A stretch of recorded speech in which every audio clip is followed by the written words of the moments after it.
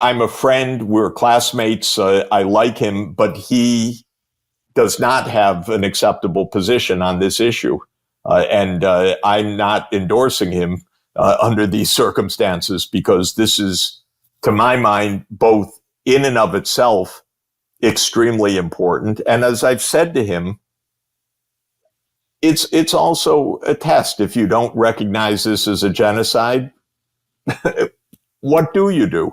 And so I'm trying my best to explain my point of view to him.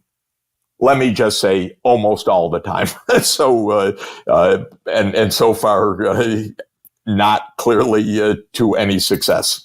Yeah, I think it's massively disappointing, because I mean, he was one of the first candidates in a very long time in the US that seems to be offering something different when he talks about foreign policy, when he talks about all kinds of issues. He's even on monetary policy, he's open to Bitcoin and so on. Yeah. And then I like Bobby a lot, and we've been friends we were in school together more than 50 years ago, to show my age, but also to just point out we've known each other for a very long time.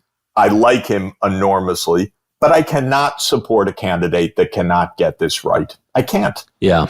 And of course, your hero is his uncle, JFK, and you've written a book about his uncle and his quest. And what are your thoughts on the difference between the two of them, and how do you think JFK would have handled this?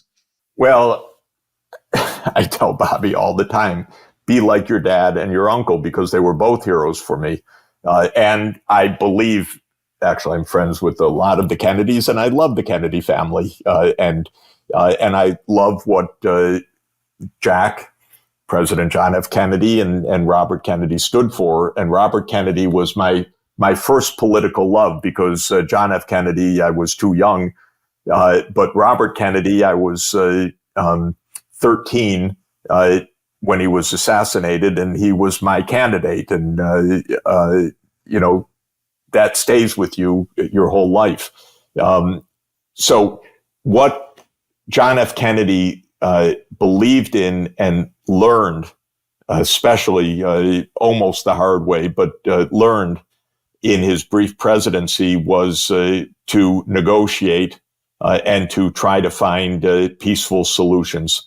And he came into the presidency in 1961, saying in his inaugural address, "Let us never negotiate out of fear, but let us never fear to negotiate."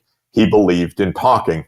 The next 2 years was very complicated and not very successful, because the CIA put a plan on his desk to invade Cuba, and Kennedy went along with it counter to his instincts, but he did go along with it, and that was the Bay of Pigs, and it was a disaster.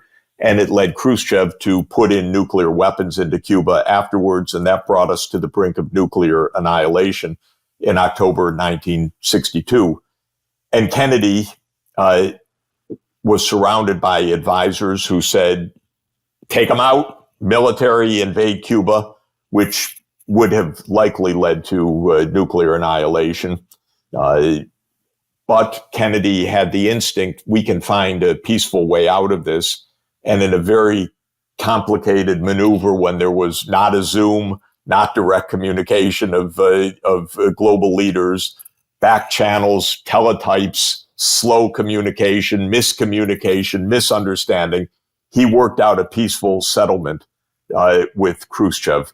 And in the following year, he did what I regard as one of the greatest acts of statesmanship of modern history, why I wrote a book called To Move the World, JFK's Quest for Peace.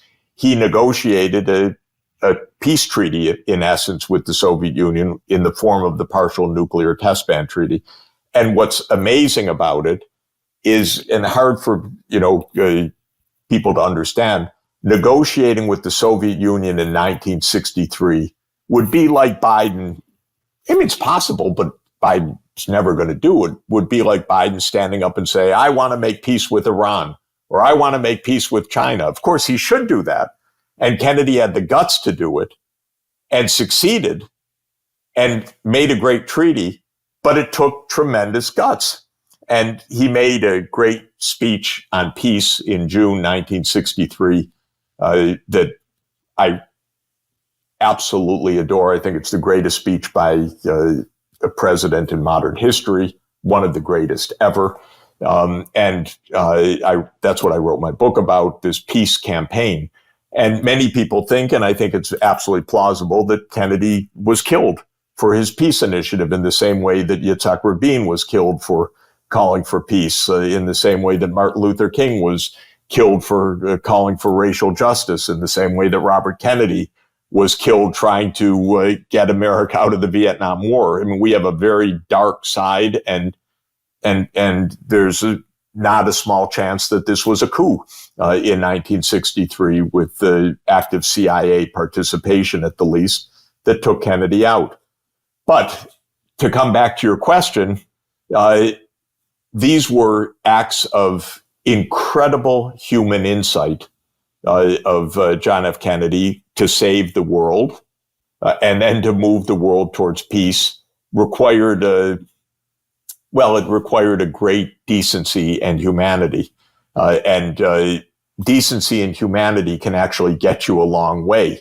The first thing you do is you stop dehumanizing or vilifying the other, and you start understanding that they are human beings. They have a history, they have reasons, and in the case of Palestine, plenty of excellent reasons to want something different from what there is right now.